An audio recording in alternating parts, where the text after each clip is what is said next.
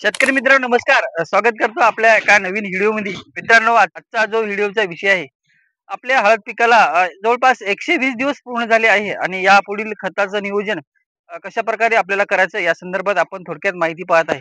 शेतकरी मित्रांनो या ठिकाणी बघू शकता आपल्या हळद पिकामध्ये कशाप्रकारे आतापर्यंत आपण नियोजन केलेलं आहे त्या पद्धतीने आपल्या जो हळद पीक आहे त्याची फुटव्याची संख्या पाहू शकता कशाप्रकारे आहे. या ठिकाणी एवढा या ठिकाणी बघू शकता हा जो आहे मेन दंड आहे आणि हे 2 फुटवे आहेत त्यांचे. अशा प्रकारे जवळपास सगळ्या प्लॉटमध्ये आपल्याला फुटवे पण चांगल्या अवस्थेमध्ये वाढ होताना दिसत आहे.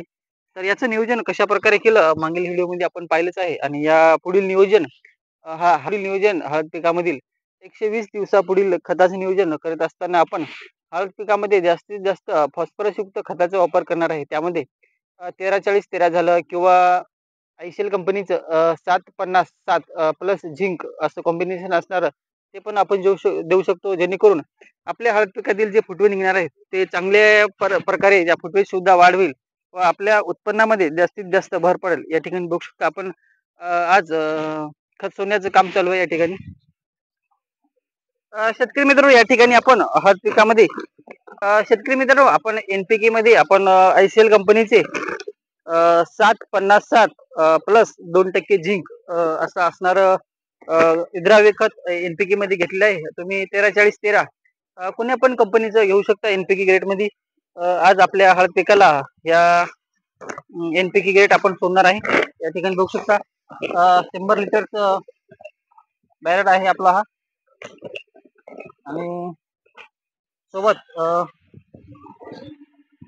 आपण याला सोन्याचं काम या ठिकाणी करत आहे.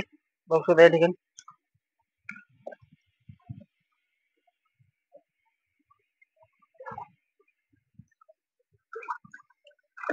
मित्रांनो यामध्ये 50% फॉस्फरस आहे. जो हळदीच्या फुटवे आणि जो मेन दांडा आहे फुगवण्याचं काम करेल आणि जो फुटवे निघले ते फुटवे सुद्धा चांगल्या प्रकारे वाढ या फुटव्याची पूर्ण या ग्रेडनं होईल. तुम्ही पण असं खत घेऊ शकता कोणत्याही कंपनीचं ज्यामध्ये एनपीके चे तिन्ही पण ग्रेड असतील असं ग्रेडची आपण घेऊ शकता.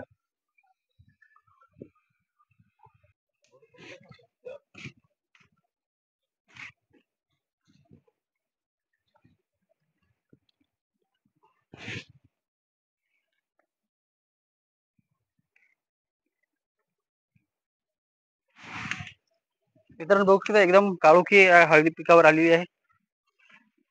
अतिशय कमी खर्चामध्ये आपण या हळद पिकाचं नियोजन केलेलं आहे. मित्रांनो माहिती कशी वाटली कॉमेंट करून नक्की सांगा व माहिती आवडल्यास व्हिडिओला लाईक व चॅनेलला सबस्क्राईब करायला विसरू नका. धन्यवाद.